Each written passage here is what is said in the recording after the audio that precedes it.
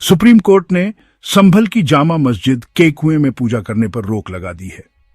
नगरपालिका ने पहले पूजा की अनुमति दी थी, लेकिन सुप्रीम कोर्ट ने उस फैसले पर रोक लगा दी है। योगी सरकार से इस बारे में रिपोर्ट भी मांगी गई है।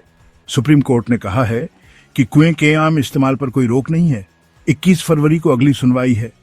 संभल के बारे में कोर्ट ने क्या कहा?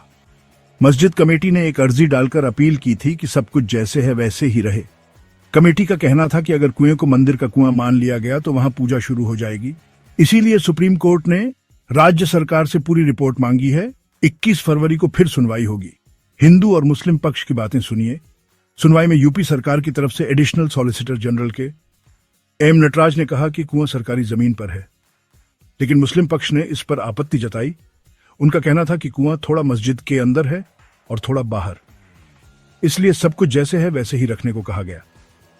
खास बात यह है कि सुप्रीम कोर्ट का आदेश सिर्फ उस कुएं के लिए है जो मस्जिद के पास बताया गया है। दूसरे कुओं और बावड़ियों पर कोई रोक नहीं है। हिंदू पक्ष के वकील ने जरूरी बात कही। हिंदू पक्ष के वकील विष्णु शंकर जैन ने मीडिया से कहा कि 2006 तक हिंदू ही उस कुएं में पूजा करते थे। इलाके में जब एक समुदाय के लोग ज्यादा हो गए तो वहां जाना बंद हो गया और यह साबित करने की कोशिश की जाने लगी कि वह कुआं मस्जिद का है। अगली सुनवाई में सारे सबूत दिखाए जाएंगे। संभल विवाद पर कुछ दिन पहले हाई कोर्ट ने भी फैसला सुनाया था। जिला अदालत के एक आदेश पर रोक लगाई थी।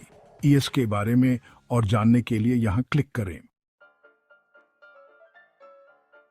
सुप्रीम कोर्ट ने योगी सरकार से इस मामले में रिपोर्ट मांगी है। सुप्रीम कोर्ट ने साफ कहा है कि कुएं के आम इस्तेमाल पर कोई रोक नहीं है। 21 फरवरी को इस मामले में अगली सुनवाई होगी। मस्जिद कमेटी ने अपनी अर्जी नगर परिषद में जमा कर दी है। वे ऐतिहासिक इमारत को बचाए रखने की मांग कर रहे हैं। इस कदम को स्थानीय लोगों का अच्छा समर्थन मिल रहा है। अर्जी में मस्जिद के सांस्कृतिक और वास्तु महत्व पर जोर दिया गया है और परिषद से जल्द कार्रवाई करने का आग्रह किया गया है। उनका मानना है कि इस पहल से मस्जिद आने वाली पीढ़ियों के लिए समुदाय का एक अहम हिस्सा बनी रहेगी। इस भाग में हम दोनों पक्षों द्वारा पेश की गई मुख्य दलीलों पर गौर करेंगे।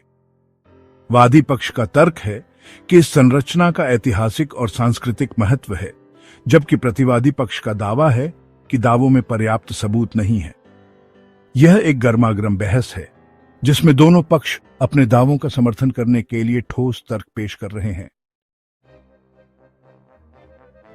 सुप्रीम कोर्ट ने एक सीमित आदेश जारी किया जिसमें जोर दिया गया कि अंतिम फैसला आने तक सब कुछ जैसे है वैसे ही रहेगा। इस आदेश का उद्देश्य उस जगह में किसी भी तरह का बदलाव रोकना है ताकि चल रही कानूनी कार्यवाही के दौरान वर्तमान स्थिति बनी रहे।